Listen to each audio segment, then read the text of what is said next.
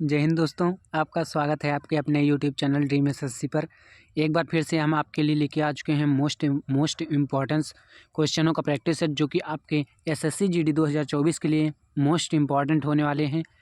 इसीलिए इन सभी प्रश्नों को अच्छे से देखिए और इन सभी प्रश्नों के उत्तर भी कमेंट बॉक्स में दीजिएगा और ये भी बताइएगा कि आपने 20 में से कितना स्कोर किया है आज। ठीक है, चलिए पहले प्रश्न से शुरुआत करते हैं। उससे पहले अगर आप चैनल पर नए हैं तो चैनल को सब्सक्राइब कीजिए और वीडियो को लाइक कर दीजिए। हमारा पहला प्रश्न है, वर्तनी की दृष्टि से शुद्ध वाक्य का चयन कीजिए। यानी वर्तनी की दृष्टि से शुद्ध वाक्य का चयन करना है। काम पूरा कर डालो नहीं तो जुर्माना होगा। इस समय सर्दी है इसलिए कोट पहन लो। दोस्त तुम्हारा है और इसका मुझे विश्वास है। वक्त निकल जाता है पर बात याद रह जाती है। इनमें से किस वाक्य में शुद्ध है? यानी कौन सा वाक्य शुद्ध है? देखो, पहले में देगा काम पूरा कर डालो नहीं तो जुर्माना होगा। जुर्माना होता है, जुर्माना नहीं होता है। ठीक है, दूसरे में देखते हैं, इस समय सर्दी है इसलिए कोट पहन लो। देखो इसलिए कैसे लिखा है, इसलिए इस तरह नहीं लिखते हैं। ठीक है, और तीसरे में देखो दोष में गलती है। दोष इस तरह नहीं लिखा जाता, दोष इस तरह लिखा जाता है, इस तरह दोष लिखा जाता है। ठीक है, चौथा जो आपका है, चौथा आपका बिल्कुल राइट आंसर हो जाएगा। यानी ऑप्शन 4 आपका बिल्कुल राइट आंसर हो जाएगा। वक्त निकल जाता है पर बात याद रह जाती है। चलते हैं अगले प्रश्न की ओर। हमारा अगला प्रश्न दिया गया है, तुम्हारे चले जाने से मुझे बहुत दुख हुआ। रेखांकित शब्द के उचित पर्यायवाची शब्द का चयन कीजिए। यानी दुख का पर्यायवाची शब्द आपको बताना है। इनमें से क्या होने वाला है? व्यथा होगा, या फिर तापस होगा, या फिर ईप्सा होगा, या फिर बेसर होगा। देखो, जो दुख का पर्यायवाची शब्द होता है वो क्या होता है? व्यथा। व्यथा मतलब क्या होता है? दुख। यानी व्यथा आपका बिल्कुल राइट आंसर हो जाएगा। हमारा अगला प्रश्न दिया गया है, वह उसका चश्मा भूल गया। उपरोक्त वाक्य में रेखांकित शब्द के स्थान पर उचित शब्द क्या होगा? यानी जहाँ उसका लिखा है यहाँ पर क्या होना चाहिए? वह किसका चश्मा भूल गया, वह क्या चश्मा भूल गया, वह कुछ चश्मा भूल गया, वह अपना चश्मा भूल गया। ये राइट आंसर आपको बताना है। तो देखो, इसका राइट आंसर क्या होने वाला है? अपना। वह अपना चश्मा भूल गया, अपना चश्मा भूल गया। यहाँ पर अपना बिल्कुल राइट आंसर है। ठीक है, चलते हैं अगले प्रश्न की ओर। हमारा अगला प्रश्न दिया गया है, यहाँ पर दिए गए वाक्य में प्रयुक्त गलत विभक्ति चिन्ह के स्थान पर सही विभक्ति चिन्ह होगा। कौन सा होगा? छुट्टियों में सभी बच्चों का अपने मम्मी पापा के साथ घूमने जाने का कार्यक्रम बना लिया था। देखो यहाँ पर ठीक से पढ़ते हैं तो छुट्टियों में सभी बच्चों का नहीं होगा, का तो बिल्कुल नहीं होगा। यहाँ पर क्या होगा? क्या होगा आप बताएंगे? ने होगा, पर होगा, से होगा, द्वारा होगा। देखो यहाँ पर क्या होना चाहिए? छुट्टियों में सभी बच्चों ने अपने मम्मी पापा से, है ना, तो ने ज़्यादा सुटेबल लग रहा है, तो यहाँ ने आपका बिल्कुल राइट आंसर हो जाएगा। ने आपका बिल्कुल राइट आंसर हो जाएगा। चलते हैं अगले प्रश्न की ओर। हमारा अगला प्रश्न दिया गया है, निम्नलिखित वाक्य के किस शब्द में वर्तनी संबंधी अशुद्ध है? वर्तनी संबंधी अशुद्ध इस वाक्य में ढूंढना है आपको। ठीक है, वाक्य क्या दिया गया है? दिया गया है, तूफान से डरकर नौका पार नहीं होती। इसमें क्या अशुद्धि है? पार, तूफान, या फिर डरकर, या फिर नौका। देखो यहाँ पर क्या होना चाहिए? तूफान नहीं होता है, तूफानों से डरकर नौका पार नहीं होती, ये होता है। ठीक है, तूफान नहीं होगा यहाँ पर। यानी तूफान में आपकी अशुद्धि है। यहाँ पर राइट आंसर क्या हो जाएगा? फिर तूफान हो जाएगा, क्योंकि हमें अशुद्ध वर्तनी वाला शब्द बताना था। हमारा अगला प्रश्न दिया गया है, यहाँ पर घर में गंगा बहाना मुहावरे का सही अर्थ है। तो घर में गंगा बहाना यानी कि कुछ अच्छा ही हो रहा होगा, तो निश्चल व्यक्ति होना, या फिर घर में सभी सुविधाएं होना, या फिर धार्मिक प्रवृत्ति होना, या फिर रोज गंगा स्नान करना। देखो, मुहावरों की सबसे बड़ी खासियत पता क्या होती है? कि जो शब्द इसमें दिया गया है उस तरह का तो बिल्कुल नहीं होगा। जैसे यहाँ पर दिया गया रोज गंगा नहाना, तो ये तो बिल्कुल भी नहीं होगा। इसी तरह से आप लगाएंगे तो बहुत अच्छा होगा। ठीक है, घर में गंगा बहाना यानी घर में क्या होना? सभी सुविधाएं होना। एक तरफ से क्या कह सकते हैं हम कि सभी सुविधाएं होना, यानी घर में क्या होना? सभी सुविधाएं होना। सुविधाएं आपका बिल्कुल राइट आंसर हो जाएगा। चलते हैं अगले प्रश्न की ओर। हमारा अगला प्रश्न यहाँ पर दिया गया है, उन्होंने बोल उठे। उपरोक्त वाक्य में त्रुटि पहचान कर वाक्य शुद्ध कीजिए। त्रुटि पहचानना है और वाक्य को शुद्ध भी करना है। उन्होंने बोल उठे, वे ने बोल उठे, उसने बोल उठे, या फिर वे बोल उठे। देखो, उन्होंने बोल हुए उठे नहीं होता है। यहाँ पर क्या होगा? यहाँ पर आपका क्या हो जाएगा? वे बोल उठे।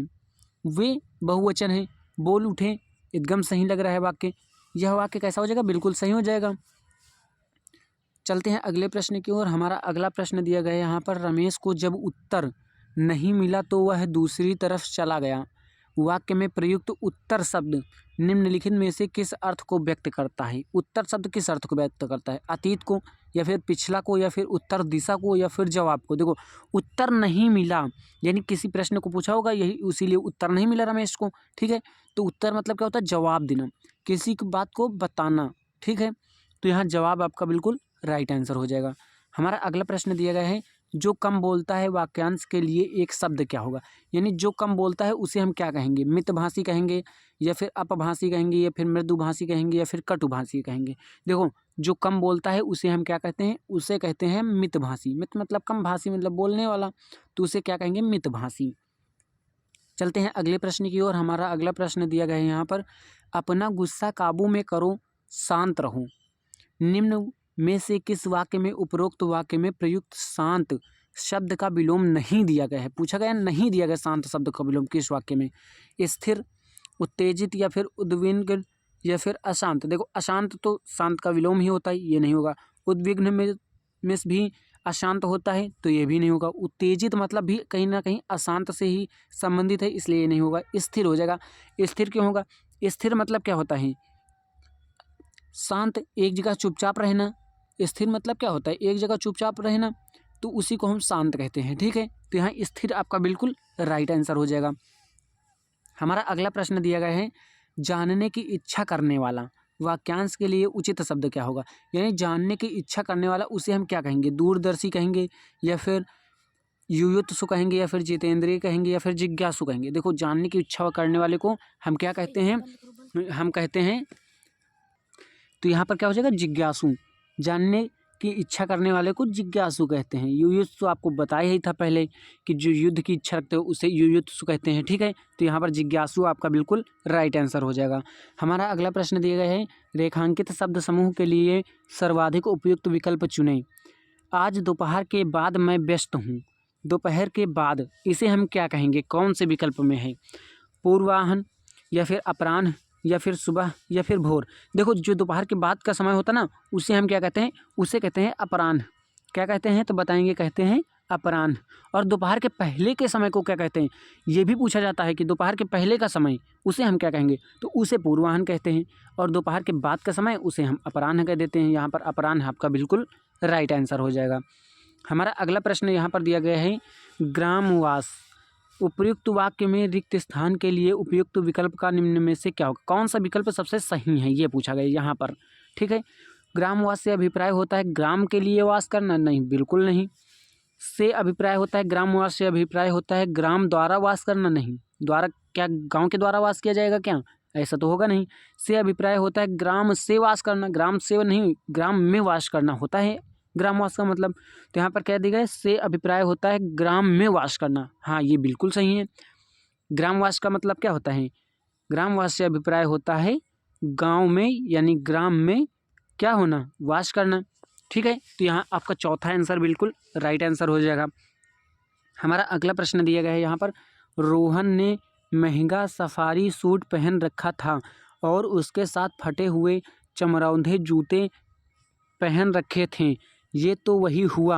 यहाँ पर रिक्त स्थान दिया गया। आगे कहा गया, रिक्त स्थान की पूर्ति उचित मुहावरे द्वारा कीजिए, ठीक है। इसका मुहावरा क्या होगा? आधा तीतर आधा बटर, या फिर दिखने में अलग और असल में अलग, या फिर रंगा सियार, या फिर आधा गंगा आधा जमुना? देखो यहाँ पर क्या होने वाला, यहाँ पर कहा गया है कि तो रोहन ने महंगा सफारी सूट पहन रखा था। पहली बात तो सफारी सूट में पहन रखा, और उसके बाद चमरौंधे जूते भी पहन रखा। यानी आधी चीज़ तो अलग है और आधी चीज़ तो अलग है। तो इसमें क्या हो जाएगा? आधा तीतर आधा बटेर। यानी आधी चीज़ तो अच्छी है आपकी, और आधी चीज़ जो है वो बेकार है। तो यहाँ पर क्या हो जाएगा? आधा तीतर आधा बटेर। हमारा अगला प्रश्न दिया गया है, राधा गौर वर्ण की सुंदर महिला थी। वाक्य में प्रयुक्त वर्ण शब्द निम्न में से किस अर्थ को व्यक्त करता है? यानी जो वर्ण दिया गया है, क्या दिया गया है? वर्ण दिया गया है, ये किस अर्थ को व्यक्त करता है? यहाँ पर इस वाक्य में लक्षण को, या फिर जाति को, या फिर रूप को, या फिर रंग को? तीनों एक ही हैं, चारों यानी चारों ठीक है। तो यहाँ पर देखो कहा गया है गोरे रंग की, रंग की ना, वर्ड मतलब क्या होगा, इसका मतलब यहाँ पर रंग होगा, क्योंकि आदमी क्या होगा, कोई भी हो, स्त्री हो या पुरुष, यहाँ पर गोरे रंग आना चाहिए। गोरा तो रंग होता है ना, तो यहाँ पर आपका रंग बिल्कुल राइट आंसर हो जाएगा। कैसा आंसर हो जाएगा, बिल्कुल राइट आंसर हो जाएगा। चलते हैं अगले प्रश्न की ओर, जिसमें से सभी आपको गद्यांश से प्रश्न, देखो यहाँ पर गद्यांश दिया गया है जिसमें से आपको 5 प्रश्न पूछे जाते हैं। कई बार आपको बता चुके हैं कि 5 प्रश्न पूछे जाते हैं जो कि आपके 10 नंबर के रहते हैं, इसीलिए गद्यांश को बिल्कुल भी वहाँ मत छोड़ना। अगर इसको छोड़ दिया तो आपने मान के चलो 10 नंबर आपने गंवा दिया, और 10 नंबर बहुत ज़्यादा होते हैं, ठीक है, इसीलिए इसको ज़रूर करना। चलिए जो पैराग्राफ है यानी हमारा गद्यांश है बिल्कुल छोटा है, इसीलिए पहले इसको पढ़ लेते हैं। परमात्मा ने सभी नर नारियों की आँखों में दिए हैं, इन्हीं आंसुओं के बल पर कोई साधारण मनुष्य बन जाता है और कोई राक्षस पिघल कर फिर से बन जाता है। जिस मनुष्य में जितनी अधिक होती है वह उतना ही कोमल, उदार और इंसान बन जाता है। देखो यहाँ पर पहले में दिया गया है रिक्त स्थान 1 की पूर्ति के लिए सबसे उपयुक्त विकल्प का चयन करें। विकल्प का चयन करना है। परमात्मा ने सभी नर नारियों की आंखों में क्या दिए हैं, मुस्कान दिए। क्या आंखों में मुस्कान होती है, नहीं होती है, तो ये बिल्कुल गलत है। स्मृति दी है, आंसू दिए हैं या फिर हंसी दिए है, तो आंखों में हंसी भी नहीं होती है। देखो आंखों में क्या होता है, आंसू होता है। और वैसे भी अगर आपको ना समझ में आए कि यहाँ पर क्या होगा, आंसू आपका बिल्कुल राइट आंसर है, फिर भी अगर नहीं आ रहा है समझ में, तो देखो यहाँ पर क्या दिया गया है। अगर हम गद्यांश में देखते हैं तो इसी के आगे कहा गया है, इन्हीं आंसुओं के बल पर, यानी आंसुओं को वहाँ पर बताया गया होगा, यहाँ पर आंसुओं को बताया गया रिक्त स्थान में, तभी तो कहा गया है आंसुओं के बल पर, ठीक है। तो यानी आगे अगर आप गद्यांश पढ़ते हैं, आगे अगर आप गद्यांश पढ़ते हैं तो आपको बहुत मदद मिल सकती है, इसीलिए गद्यांश को एक बार पूरा पढ़ लिया करो तो आपको बात बिल्कुल समझ में आ जाएगी, ठीक है। चलते हैं अगले प्रश्न में। अगला प्रश्न दिया गया रिक्त स्थान 2 की पूर्ति के लिए उपयुक्त विकल्प का चयन करना है। आगे रिक्त स्थान 2 यहाँ पर दिया गया है और कहा गया है, इसके पहले का थोड़ा सा पढ़ते हैं ना। कोई साधारण मनुष्य बन जाता है। साधारण मनुष्य क्या बनेगा, देवता बनेगा, निशाचर बनेगा, असुर बनेगा, दानव बनेगा। तो देखो यहाँ पर भी अगर आपको ट्रिक से करना है कि कैसे हम करें, तो देखो दानव दिए गए, असुर दिया गया, निशाचर दिया गया, तीनों एक ही हैं। एक ही है तो मतलब इसका होगा ही नहीं, तीनों एक ही है तो क्या तीनों में टिक लगाओगे, नहीं लगाओगे वहाँ पर, तो क्या बन जाता है, देवता बन जाता है। अगर उस तरह से देखें तो यहाँ पर क्या दिया गया, कोई साधारण मनुष्य देवता बन जाता है, बिल्कुल सही है, क्योंकि यहाँ पर क्या दिया गया है, परमात्मा ने, परमात्मा के हिसाब से भाई जो आंसुएँ होती हैं उनको, उन्हीं के बल पर कोई इंसान देवता बन सकता है, ठीक है। तो देवता यहाँ पर बिल्कुल राइट आंसर हो जाएगा। अगर आपको नहीं पता है कि क्या होगा तो इस तरह से आप देख सकते हैं कि निशाचर भी और असुर भी, दानव भी, तीनों एक ही होते हैं, इसलिए ये तीनों बिल्कुल नहीं होंगे, ठीक है। यानी देवता आपका बिल्कुल राइट आंसर हो जाएगा। हमारा अगला प्रश्न दिया गया यहाँ पर, रिक्त स्थान 3 की पूर्ति के लिए सबसे उपयुक्त विकल्प का चुनाव करें, ठीक है। रिक्त स्थान 3 यहाँ दिया गया, इसके पहले का थोड़ा सा गद्यांश पढ़ते हैं। कोई राक्षस पिघल कर फिर से बन जाता है। कोई राक्षस फिर से पिघल कर क्या बनेगा, बुरा मानव बनेगा, नहीं। पहले क्या बुरा मानव था, क्या नहीं था, पहले तो राक्षस था, ठीक है। तो राक्षस दोबारा तो बनेगा नहीं। सच्चा मानव, हाँ बिल्कुल सही, सच्चा मानव बन जाता है। पहले राक्षस था, अब सच्चा मानव बन जाता है। क्या बन जाता है, सच्चा मानव। आंसुओं के बल पर अहंकारी भी नहीं होगा, क्रोधहीन भी नहीं होगा, ठीक है। चलते हैं अगले प्रश्न की ओर। हमारा अगला प्रश्न दिया गया है यहाँ पर, रिक्त स्थान 4 की पूर्ति के लिए सबसे उपयुक्त विकल्प का चुनाव करना है। रिक्त स्थान 4 यहाँ पर दिया गया है हमें, और आगे कहा गया है इसके पहले, जिस मनुष्य में जितनी अधिक होती है, क्या होती है, दया होती है, निर्दयता होती है, बेदर्दी होती है, क्रूरता होती है, ठीक है। तीनों तो देखो निर्दयी, बेदर्दी, क्रूरता सब सेम ही है, तो इसलिए बिल्कुल भी नहीं होगी अगर ट्रिक से आपको करना है, ठीक है। दया यहाँ पर बिल्कुल राइट आंसर हो जाएगा। अगर आपको लगता है कि हमें पैसेज यानी गद्यांश पढ़ करके उत्तर देना है, तो देखो यहाँ पर दिया गया है, जितनी अधिक होती है उतना ही कोमल। कोमल कैसे बनेगा, जब दया होगी अंदर तभी तो कोमल बनेगा, तो यहाँ पर दया आपको बिल्कुल राइट आंसर हो जाएगा, ठीक है। आप किसी भी तरह से करें आपका उत्तर बिल्कुल वही आएगा। और अगर आपने नहीं पढ़ा है, मान लो कुछ आपने कमी रह गई है, तुम्हारे अंदर कमी रह गई है, तो आप बिल्कुल उसे सुधार सकते हैं वहाँ पर देख करके, क्योंकि ये जो गद्यांश होते हैं, मैंने पहले भी आपको कई बार बताया है कि जो गद्यांश होते हैं वो बहुत सरल गद्यांश होते हैं, इसीलिए इनको कभी भी मत छोड़ना, ठीक है। आगे हमारा प्रश्न दिया गया है, ये वाला प्रश्न पढ़ते हैं। रिक्त स्थान 5 की पूर्ति के लिए सबसे उपयुक्त विकल्प का चयन करें या फिर चुनाव करें। रिक्त स्थान 5 यहाँ दिया गया है और उसके पहले कहा गया है वह उतना ही कोमल, उदार और क्या बन जाता है, पूजनीय, निंदनीय, बदनाम, घृण्य क्या बनेगा। देखो इसका राइट आंसर आप हमें कमेंट बॉक्स में दीजिएगा और आपने 19 में से कितने राइट आंसर किए हैं यह भी आप बताइएगा हमें।